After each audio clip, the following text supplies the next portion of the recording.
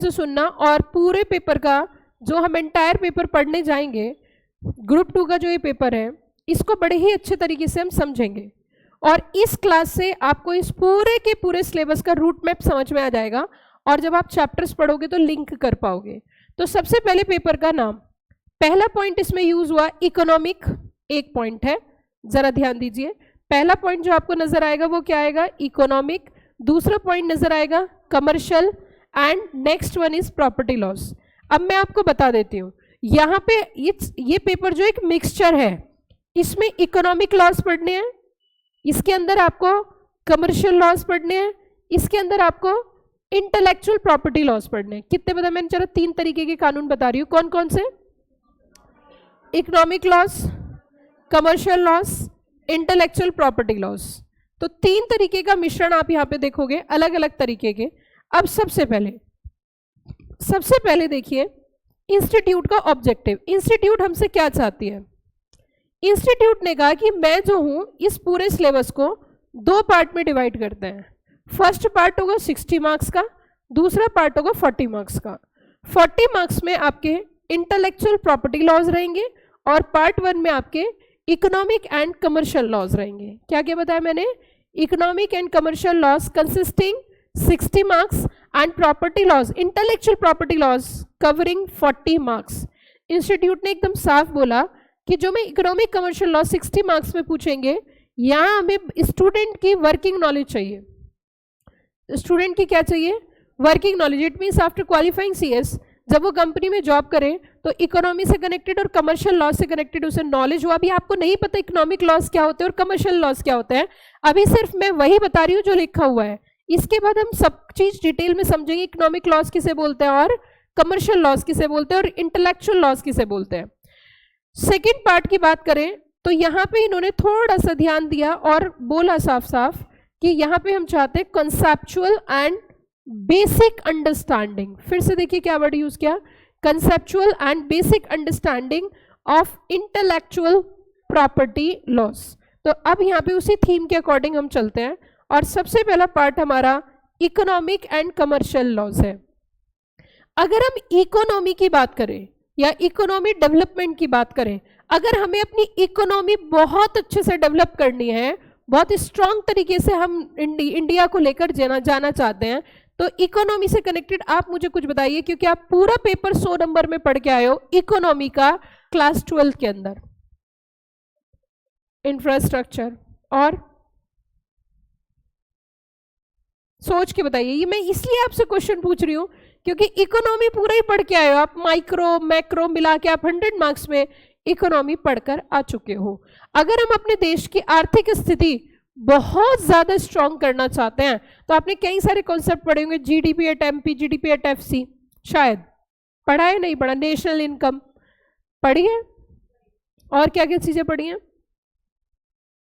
Ma'am. बात ऐसी है, वो हमने रट रुटा के जुगाड़ किया है और हमारा जुगाड़ भी अच्छा बैठा, अच्छे स्कोर किया हमने, तभी हम यहाँ पे सीएस करने आए हैं।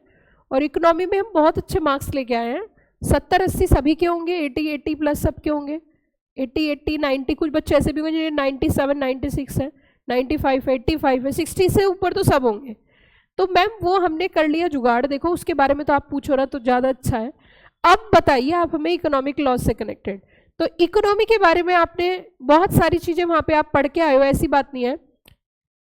अगर हम इकोनॉमी की बात करें तो सबसे पहले हम स्टार्ट करते हैं कि अगर हम अपनी इकोनॉमी स्ट्रांग करना चाहते हैं तो उसके लिए क्या कदम उठाने चाहिए। मैं पहले से ही बता रही हूँ, 0 बेसिक क्लास है, क्या कदम उठाने चाहिए इकोनॉमी को स्ट्रांग करना है।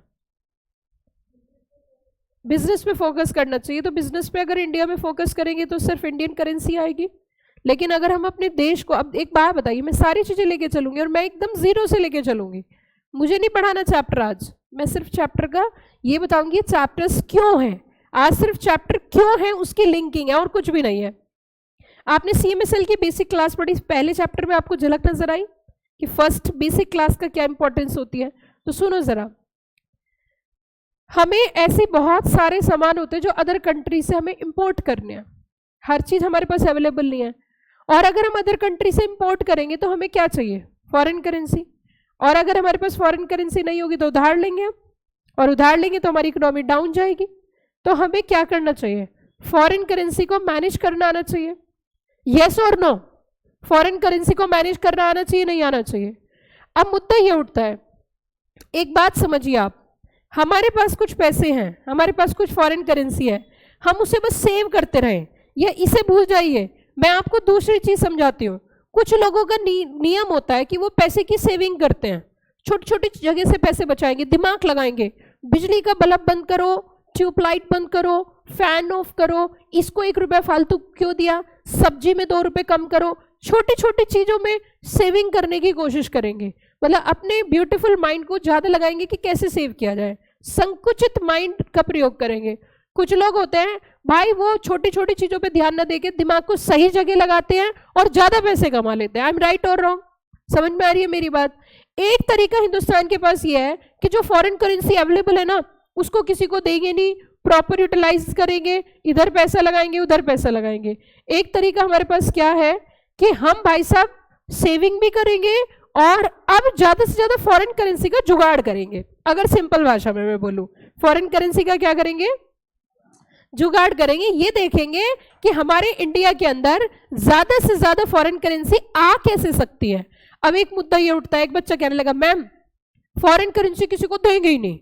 मान के चलिए इस बच्चे को यहाँ पे इनको घूमने जाना है, आप मुझे बताइए आज की डेट में पहली ख्वाहिश, शादी से अगले दिन लोग कहाँ मिलते हैं? इंडिया में नहीं मिलते, ढूंढना पड़ता है। अगले दिन ही आपको वो थाईलैंड मिलेंगे, वो बैंकॉक मिलेंगे, वो मलेशिया मिलेंगे, वो आपको बाली इंडोनेशिया मिलेंगे, या आपको यूएस मिलेंगे या यूके मिलेंगे। यस और नो? इंडिया में तो कोई नजर भी नहीं आता। या फिर आपको वहां पे मिलेंगे, कौन सा द्वीप है, मालदीव्स, है ना? इट मीन्स इंडिया में not available, all are going to a foreign trip. Yes और no? Briefcase pack selfie on the international airport, and पहले दिन वो सेल्फी अपलोड करेंगे। इट मीन्स मुद्दा ये उठता है, अब हमने कहा जी हम किसी को फॉरेन, सुनिए ध्यान से, हम किसी को फॉरेन करेंसी देंगे ही नहीं। जब इंडिया फॉरेन करेंसी देगी नहीं, आरबीआई फॉरेन करेंसी देगी नहीं, तो क्या वो घूमने जा सकते हैं? क्या वो पैसे खर्च कर सकते हैं? ऐसा कर लेना चाहिए। अगर ऐसा करेंगे तो उधर WTO बैठा है, वर्ल्ड ट्रेड ऑर्गेनाइजेशन कहेगा क्या बेवकूफी कर रहा है भाई साहब, ये क्या बेवकूफी है?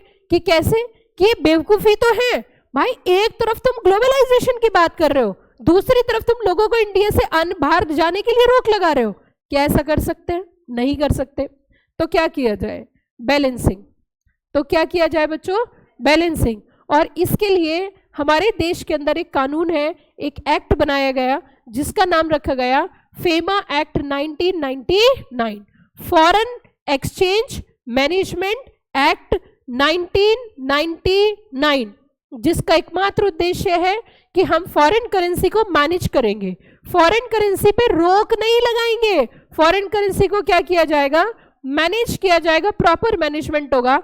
हम कहां पर फॉरेन किस काम के लिए पैसा दे सकते हैं in the form of foreign currency, allowed है, नॉट अलाउड है, अलाउड है with the permission of RBI और with the permission of central government. 3 बातें बोली मैंने, क्या क्या जरा बताइए जल्दी से। कि कुछ एक्टिविटी के लिए फ्रीली अलाउड है, कुछ एक्टिविटीज के लिए प्रोहिबिटेड है, हम फॉरेन करेंसी देंगे ही नहीं। एक कहने लगा भाई मुझे सट्टा खेलना है, जुआ खेलना है, लॉटरी बिजनेस करनी है, चाटा पड़ेगा, अलाउड ही नहीं है, बैन है। क्या है? बैन है। तीसरा तरीका, अलाउड है but with the permission of the central government. तो इसका पूरा मैनेजमेंट सिखाया गया। इवन जो प्रोविजंस है उनका पालन नहीं करोगे। पुराने टाइम में कानून स्ट्रिक्ट थे, जो FCRA एक्ट था जिसको रिप्लेस करके फेमा एक्ट लाया गया, 1991 में इकोनॉमिक पॉलिसीज के बाद 1999 में कानून बनाया गया। उसके अंदर ये बोलते थे अगर तूने इसका कॉन्ट्रवेंशन किया जेल में डाल देंगे तुझे। फेमा एक्ट जेल में नहीं डालता, फेमा एक्ट पूरी अपॉर्चुनिटी देता है, बोलता है अगर तूने मेरा कॉन्ट्रवेंशन किया पेनल्टी दे दे, कि मैं पेनल्टी भी नहीं दूंगा तो फिर जेल जाना पड़ेगा। इट मीन्स डायरेक्टली जेल के प्रावधान नहीं है। तो फेमा एक्ट में बैलेंसिंग है, फेमा एक्ट में फॉरेन एक्सचेंज को मैनेज करना सिखाया गया। अब ये बताइए जब फॉरेन एक्सचेंज ही नहीं होगा तो मैनेज कहां से करोगे? नहीं समझ में? फॉरेन एक्सचेंज ही नहीं होगा तो मैनेज कहां से करोगे? तो इसके लिए हमें क्या करना पड़ेगा बताइए भाई और बहनों, क्या करें?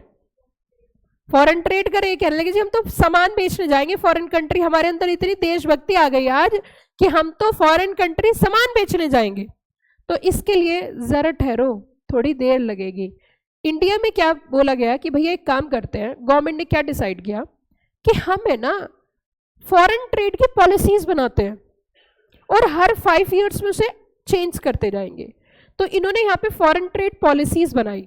अब फॉरेन ट्रेड पॉलिसी का क्या ऑब्जेक्टिव है कि ज्यादा से ज्यादा फॉरेन करेंसी कहाँ आ सके, इंडिया आ सके। अब इंडिया में अगर फॉरेन करेंसी लानी है तो हमें अपना व्यापार बढ़ाना होगा और specially more focusing on export business. Yes और नो? अब एक्सपोर्ट बिजनेस में हमें क्या करना पड़ेगा, हमें इंडिया में बड़ी सारी भाई और बहनों फैसिलिटी देनी पड़ेगी। आप अगर चाइना को देखो, एक पीपी जो बजाते ना बच्चे मुंह में डाल के, पीपी आपने देखा होगा ना, पीपी बजती है, छोटे छोटे खिलौने होते, छोटे छोटे खिलौने होते हैं, कैप्स होती है और अलग अलग दिवाली पे बल्ब जलते हैं, तमाम चीजें चाइना से आती है, छोटे से छोटी। हम इंडिया में भी बना सकते हैं पर हम बनाते नहीं है। क्यों? क्योंकि इंडिया में अगर उस सामान को हम बनाएंगे ना, उसकी कॉस्ट वहां से इंपोर्ट करने से ज्यादा आ जाएगी। समझ आ रही है मेरी बात, क्या कहना चाह रही हूँ? मुद्दा ये उठता है कि हमें जो है अपने यहाँ पे ध्यान देना पड़ेगा कि सर ध्यान कैसे दें कि एफटीपी बनाओ ना, फॉरेन ट्रेड पॉलिसीज बनाइए कि सर उसमें क्या होगा कि उसमें कई तरीके से काम करेंगे। हम जो पॉलिसीज बनाएंगे उसमें सबसे पहली चीज हम ध्यान देंगे कि जो एक्सपोर्टर है उसको फैसिलिटेट करेंगे, उसको हम उस तरीके का एनवायरनमेंट देंगे, उसको मोटिवेट करेंगे, उसको बेनिफिट्स प्रोवाइड करेंगे। फॉर एग्जाम्पल, मेरा अपना कोई बिजनेस है और मैं चाहती हूँ एक्सपोर्ट करना, लेकिन मेरे पास ज़्यादा से ज़्यादा जो मैं यूज़ करती हूँ वो लेबर इंटेंसिव है, मेरे यहाँ लेबर बहुत काम करती है, उसकी वजह से कीमत सामान की बहुत ज़्यादा आती है और सामान की कीमत ज़्यादा आती है तो इंटरनेशनल मार्केट में वो एक्सेप्ट नहीं हो पाता। मैंने कहा जी मैं तो एक मशीनरी इंपोर्ट करूँगी जापान से, लेकिन मशीनरी जो मैं इंपोर्ट कर रही हूँ जापान से, उसकी जो मशीन की कॉस्ट है, सुनना ध्यान से, जो मशीन की कॉस्ट है वो 5 करोड़ रुपए है, लेकिन उसके ऊपर जो ड्यूटी जा रही है वो 2 करोड़ रुपए है। तो मेरी जेब से कितने करोड़ रुपए जा रहे हैं? 7 करोड़। मशीन अफोर्ड कर सकती हूँ बट जो ड्यूटी लग रही है वो इतनी ज्यादा है कि उसकी वजह से उसकी कॉस्ट बहुत हैवी हो रही है और मुझे उस मशीन से जो सामान बनाना है उसको मैं बेचना बाहर चाहती हूँ। तो एफटीपी में इस बात पे ध्यान रखा गया बच्चों, और ऐसी कई सारी बेनिफिटेड स्कीम दी गई कि जा सिमरन जा, तू जी ले अपनी जिंदगी। लिया मशीन जापान से जो तुम मशीन लेकर आओगे उस पर हम इंपोर्ट ड्यूटी नहीं लेंगे, लेकिन एक बात ध्यान रखना, इससे जो भी सामान बनाओगे वो सारा का सारा क्या करना पड़ेगा? एक्सपोर्ट करना पड़ेगा। Are you got the point? FTP में तमाम चीजों पे ध्यान दिया गया, वेरियस स्कीम्स बनाई गवर्नमेंट ने। उसी के साथ साथ इन्होंने कहा ऐसे काम नहीं चलेगा कि क्या कि भाई साहब इंडिया में जब सामान बनता है ना तो उस पर टैक्स इतना ज्यादा आ जाता है, उस सामान की कीमत बढ़ जाती है कि हाँ, इस वजह से भी हम इंटरनेशनल मार्केट में कामयाब नहीं हो सकते। तो फिर क्या करें कि सर दिमाग लगाओ और दिमाग की बत्ती जलाओ। तो दिमाग की बत्ती जली भाई साहब 2005 में। इन्होंने कहा एक काम करते हैं, एक एरिया बना देते हैं, एक ऐसा एरिया डिफाइन करेंगे उसके अंदर कोई भी सर्विसेज प्रोवाइड करेगा, उसके अंदर कोई भी मैन्युफैक्चरिंग करेगा, वो तमाम चीजें एक्सपोर्ट होंगी। क्या होंगी? एक्सपोर्ट होंगी कि हाँ। तो फिर उसके ऊपर कानून बना, उसके ऊपर भाई और बहनों एक एक्ट बना जिसका नाम रखा गया SEZ act 2005 special economic zone act 2005। Special economic क्यों बोला? क्योंकि ये जो एक्ट बनाया गया है स्पेशली इकोनॉमी को बूम करने के लिए। That is also a economic laws. I am right और रॉन्ग? आई एम राइट और wrong? There are 3 laws. Number 1 FEMA Act 1992, number 2 is FTP policies, number 3 is SEZ Act 2005. It means SEZ is a notified area by the government. वहां पे जो भी manufacturing या service provide होगी वो सबका सब आपको क्या करना पड़ेगा? एक्सपोर्ट करना पड़ेगा। और खास बात ये है, गवर्नमेंट कहती है एक्सपोर्टर कि हाँ कि जा तू जी ले अपनी जिंदगी। कि कैसे जीऊं सर? इंपोर्ट ड्यूटी, इतनी ड्यूटी, कोई सामान मंगवाती है उस पर ड्यूटी, यहाँ सामान बना रहे हैं उस पर ड्यूटी। सर चारों तरफ बस एक ही चीज है, क्या?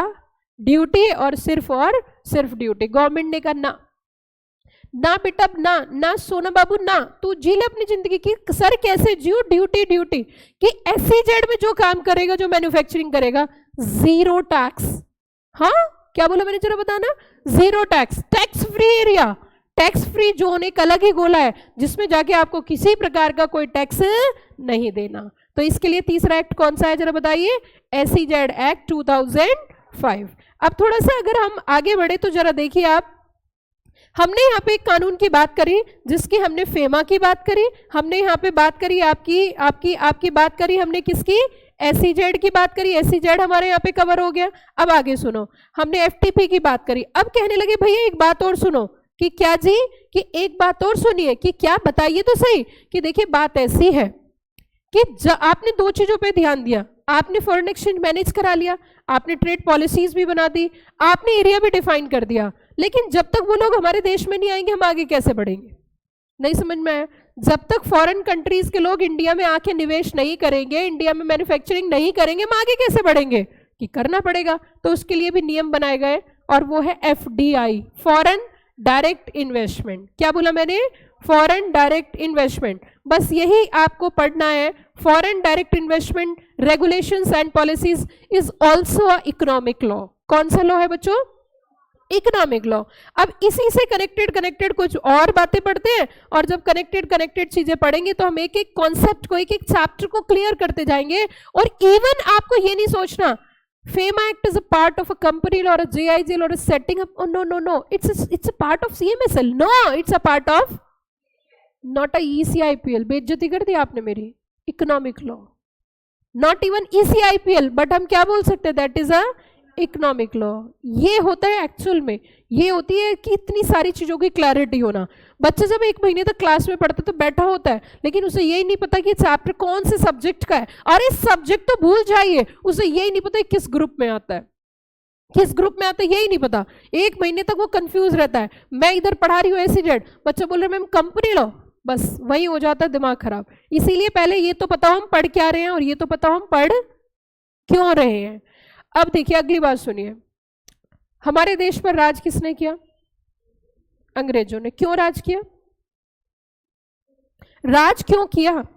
क्योंकि हम बेवकूफ थे, हम थे बेवकूफ, और हम बातों में जल्दी आ जाते हैं, इसलिए हमारे देश पे राज किया। अगर किसी भी देश पर शासन करना है तो शासक बन जाओ। हैं जी मैम? हाँ जी। किसी भी देश पर राज करना है शासक बन जाओ। और शासक कैसे बन सकते हैं? जनता का पागल बना के। भाई करते क्या है पॉलिटिशियन? यही तो करते हैं, ब्रेन वॉश करते हैं जनता के। मैंने देखा मोदी जी को, मानती हूँ उन्होंने बहुत अच्छा काम किया, मैं भी उनकी बहुत, मतलब आप मान सकते हो, मैं उनकी नहीं, उनके काम की बहुत तारीफ करती हूँ। लेकिन मुझे उनकी एक क्वालिटी बहुत पसंद आई। मैं जब उनके भाषण देखती हूँ, वो असम जाते हैं, टोपी लगा के कहते हैं जी असम से मेरा दिल का रिश्ता है। मैंने कहा है? पहले मुझे लगा शायद असम में कुछ इनका होगा, फिर उसके बाद गुजरात जाते हैं, गुजरात में तो उन्हें कुछ कहने की जरूरत ही नहीं है। लेकिन जब वो राजस्थान गए, राजस्थान जाके कहने लगे जी राजस्थान मेरे दिल में समाता है। मैंने सोचा दिल है या इंडिया गेट है, सब कुछ दिल में ही समा रही है। उसके बाद वो उत्तरांचल में गए, वहां उनका अलग ही रिश्ता हो गया। मैंने देखा वो देहरादून गए, उत्तराखंड में, टोपी लगा के कह रहे हैं जी मेरा पहाड़ से एक अलग ही रिश्ता है। कि क्या? मैंने यहाँ बैठ के तपस्या करी थी। भाई हम भी जाते हैं ऐसे तो उत्तराखंड, लेकिन हम हर चीज को अपना थोड़ी बोलते हैं। सबसे अच्छी क्वालिटी होती है कि ब्रेन वॉश करना, यस और नो, बस ब्रेन वॉश करना आ गया एक बार तो सारी चीजें। अब मुद्दा ये उठता है, अब सुनना जरा ध्यान से, कभी भी हमें राज करना है किसी कंट्री पे, तो शासन करना है तो शासक बन जाओ। और शासक कैसे बन सकते हैं? जनता के थ्रू। जनता के अंदर जनता को गुमराह करना स्टार्ट कर दो। और जनता को गुमराह सबसे ज्यादा कौन कर सकता है? रिप्लाई करके बताओ जल्दी से जल्दी। Media, polity. केजरीवाल को कभी तो हीरो बना देते हैं, कभी जमीन पे गिरा देते हैं। कौन है ये? मीडिया। मैंने देखा न्यूज़पेपर, मैंने खुद पढ़ा, a big hero of New Delhi is the CM Arvind Kejriwal. और फिर कहते सबसे बुरा इंसान दिल्ली का अरविंद केजरीवाल। तो ये मीडिया है। तो इसका मतलब मीडिया अगर एक बार आपने अपने कंट्रोल में कर ली, भाई साहब मीडिया एक बहुत बड़ी चीज होती है, जीरो से हीरो और हीरो से जीरो कर देती है। तो मीडिया को अगर कोई फॉरेन कंट्री कंट्रोल कर ले और पैसे खिला दे, चटा दे, पिला दे, तो वो तो उन्हीं के गीत गाएंगे। और उसके साथ पॉलिटिक्स में अगर फॉरेनर्स आ जाए तो भी उनका कंट्रोल हो जाएगा। इसी चीज को ध्यान में रखते हुए बहुत सारी संस्थाएं हमारे देश के अंदर हैं, और हम जो है, हमारा जो दिल है वो बहुत बड़ा है। इसीलिए हिंदुस्तान के अंदर एक जाति है, एक धर्म नहीं है, मल्टीपल जाति मल्टीपल धर्म है। भारतीय संविधान की आप बड़ी अच्छी नॉलेज रखते हो। भारतीय संविधान यही कहता है कि जो भी रिलीजन हमारे देश के अंदर है, आप अपने रिलीजन को, अपनी भाषा को, अपने कल्चर को प्रिजर्व कर सकते हो, प्रोटेक्ट कर सकते हो और प्रमोट कर सकते हो।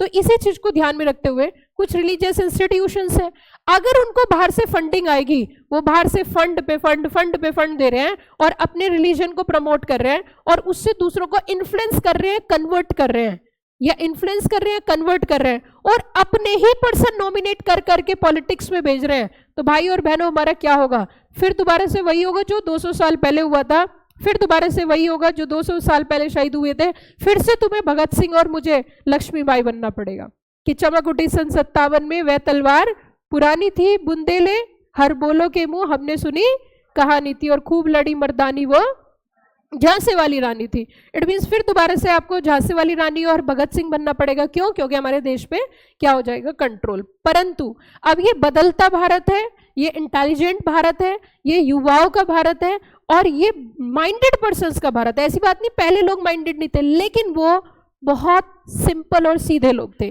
ताकि वो बातों में आजकल मम्मी पापा की बात में कोई नहीं आता है तो दूसरों की बातों में कौन आएगा? तेज हो गए हैं। इसीलिए हमारे देश के अंदर एक कानून बनाया गया और उस कानून का नाम रखा गया है, कोई बच्चा गैस कर सकता है मैंने किसकी बात करी? बहुत ही अच्छे और बहुत ही शानदार कानून, और जिसका नाम है एक ऐसा कानून जो किससे कनेक्टेड है?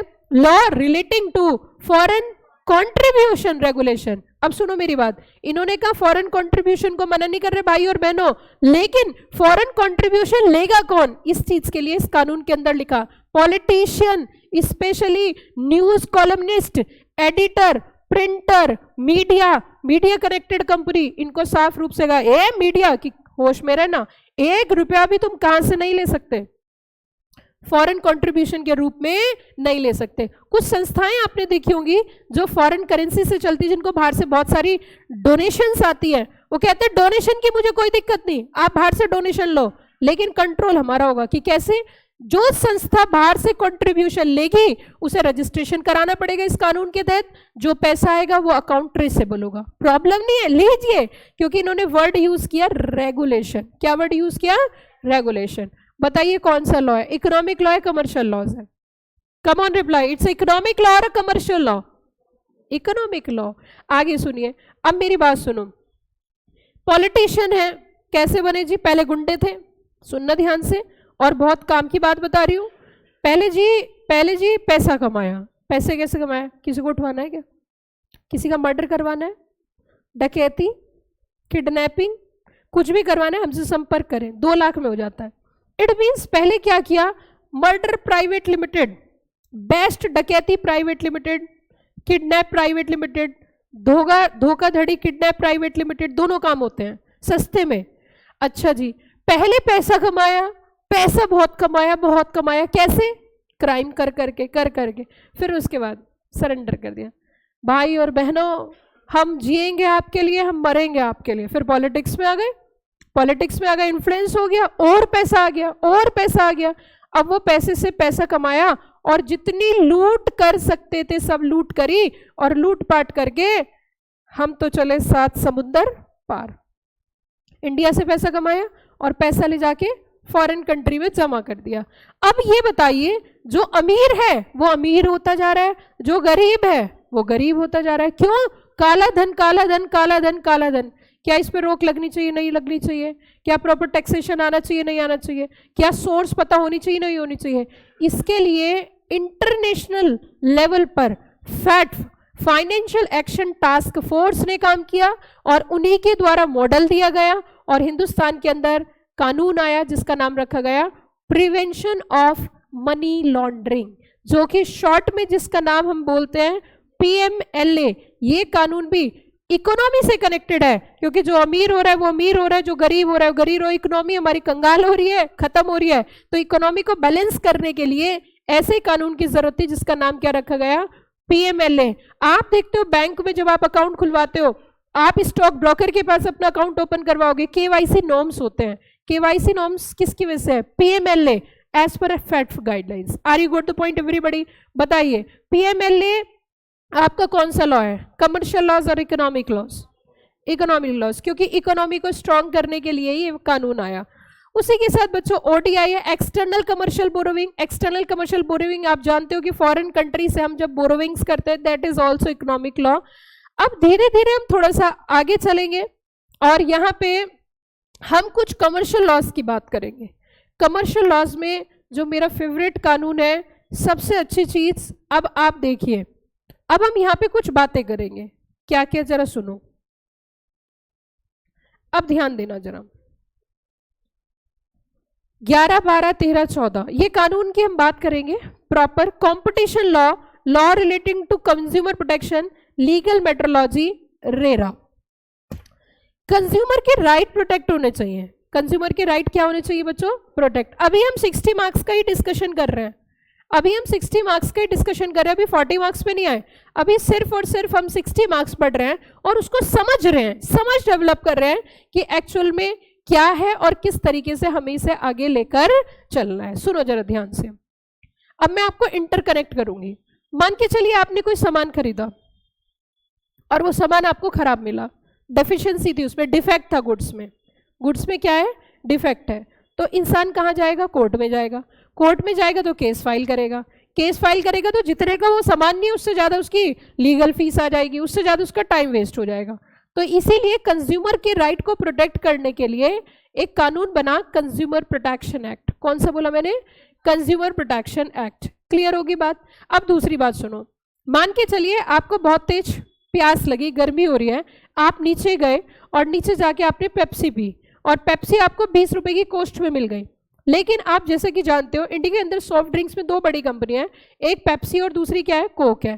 पेप्सी और कोक अगर एक साथ मिल जाए, पेप्सी और कोक अगर क्या हो जाए?